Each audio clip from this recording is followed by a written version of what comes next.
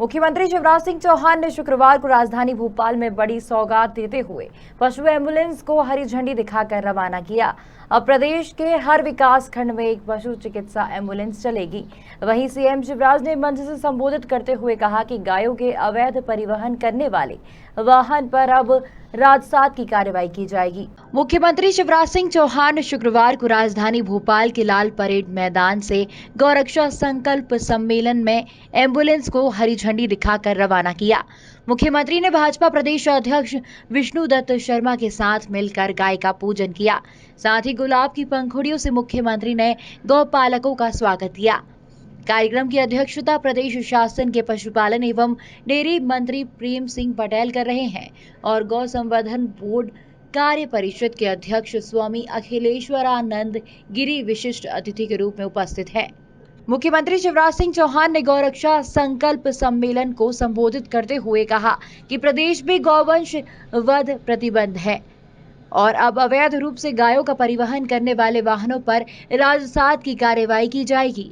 हमने पिछले चुनाव में जनता को जब हमने संकल्प पत्र जारी किया था तब ये कहा था कि हम गौ माता के लिए भी एम्बुलेंस सेवा प्रारंभ करेंगे।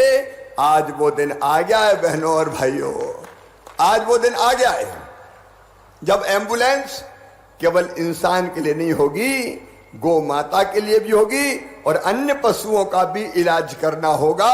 तो आप 1962 नंबर घुमाएंगे, ये एम्बुलेंस वहां पहुंचेगी जहां बीमार गौ माता है। अस्पताल नहीं ले जाएंगी, अस्पताल खुद जहां गौ माता बीमार होगी वहां चलता फिरता अस्पताल पहुंच जाएगा। ये अद्भुत पहल है सचमुच में, जिसका आज हम प्रारंभ कर रहे हैं। और आज ये 400 एम्बुलेंस एक साथ हर एक ब्लॉक के लिए, एक ब्लॉक में एक एम्बुलेंस रहेगी। अगर गौशाला से फोन होगा तो एम्बुलेंस पहुंच जाएगी। अगर गांव में किसी किसान के घर से या गोपालक के घर से भी फोन होगा तो तत्काल एम्बुलेंस वहां पहुंच जाएगी और इलाज करने का काम करेगी। क्या अब हमने योजना बनाई कि जो हमारे आदिवासी भाई बहन भी आदिवासी क्षेत्रों में अगर गाय खरीदेंगे और गोपालन का काम करेंगे तो 2 गाय देंगे और 90% सब्सिडी उनको देंगे। 90% पैसा सरकार देगी, 10% केवल उनसे लेंगे। बाकी जो है उनसे 75% सरकार देगी कुछ क्षेत्रों में गोपालन के लिए और 25% उनसे लेंगे। आप जानते हैं मध्य प्रदेश में हमने गोवंश के वध पर प्रतिबंध लगाने का काम मध्य प्रदेश की धरती पर हमने किया है। हमने ये भी तय किया है कि अगर कोई गो हत्या का पाप करेगा तो सीधे उसको 7 साल की सजा दी जाएगी। ये प्रदेश भारतीय जनता पार्टी की सरकार ने कानून बना दिया है। गोवंश पर पूर्ण प्रतिबंध और परिवहन के मामले में भी दोष सिद्ध होने पर कारावास। गाय के गोबर से सीएनजी बनाई जाएगी। सीएनजी मतलब गैस, जिस पर रोटी भी बनेगी।